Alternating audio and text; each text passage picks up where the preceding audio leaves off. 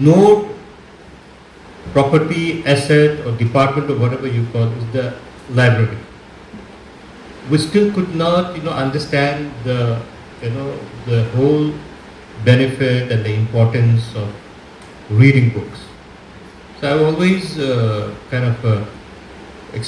mentioned this story about a friend of mine who told me once when he came here in Arunachal and he was posting here. He used to tell me with a lot of sarcasm that the safest property in Arunachal are the library and the books.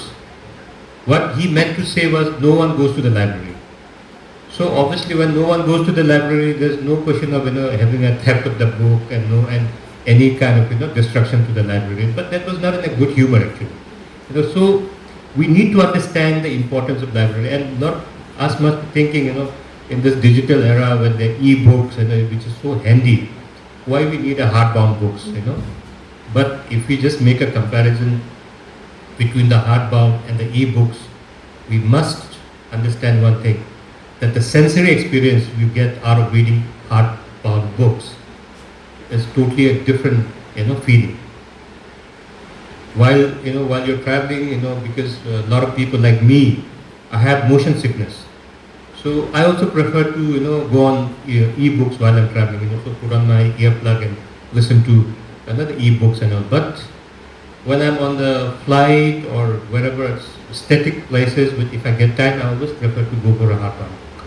And that's got a different kind of experience, and that satisfaction you get. And another important thing is the sense of ownership is there. The book is with you. So when I became MLA for the first time, then the Bar Association Itanagar somehow came to know that I come from a law background and I was a practicing advocate. So they came to me with a request. They said, sir, we need a lot of books in the Bar Council, offices and libraries. So why don't you come and contribute some books for us?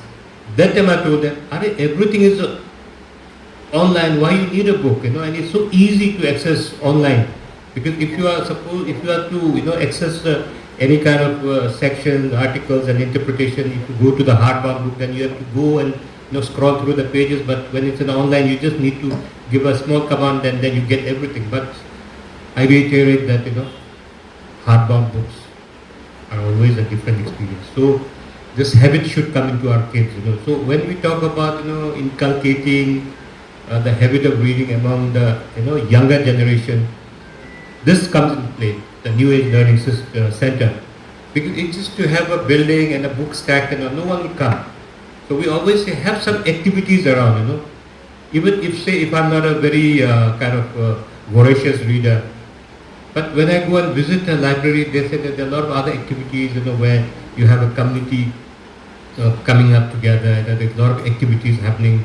Maybe some kind of music, or we have a beautiful cafe, or maybe we have some other experience to explore in that library.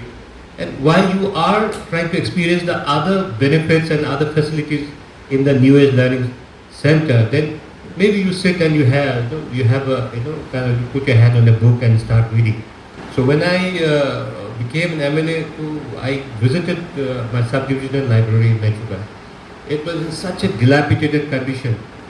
And I saw the books were already very old books, a lot of Hindi books and some SMS books. Maybe those days, those teachers and whatever library staff who had came must have been from an SMS background or maybe from Hindi background. So they procured mostly. I'm not saying, and I'm not averse to any other thing, but we need a lot of books, which will be, palatable for everyone. So I gave 50 lakhs from my own fund, to revamp the whole library, to have a computer and sitting area and a small, cafe, not a cafe, but a small center where you can come and enjoy the coffee and tea.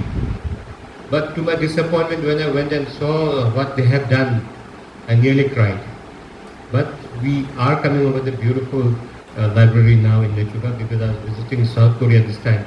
I've gone and seen a library, the kind of experience they create around the library. It's really amazing.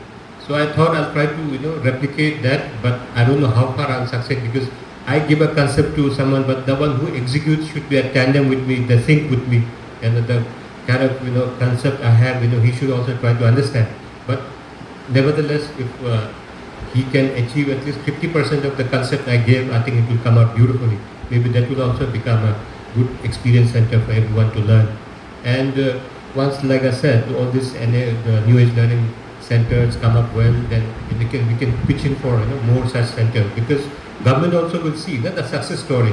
If we create this kind of thing and we start collecting dust and no one visits that, so why would government want to waste the money doing such more kind of libraries when it doesn't work in the district headquarters? We can't expect to work in a subdivision or circle level. So this is the whole problem we need to understand. And with this inauguration, I think they got an opportunity to put forth the problems being faced by the department. So I'm not going to discuss at length, but we'll sit and see which all can be redressed and how we can do it. And we'll try to put it to the government and try to find out a beautiful solution out of the whole thing, because we understand that you've been putting a lot of hard work here. You've been giving in your time and energy for the library, and obviously if I'm working, I also almost want there's a career progression and that there's something beautiful coming in for me. I just can't be like a donkey slogging and slogging, expecting nothing. It's a human nature. So obviously when you do some hard work, you expect something in return.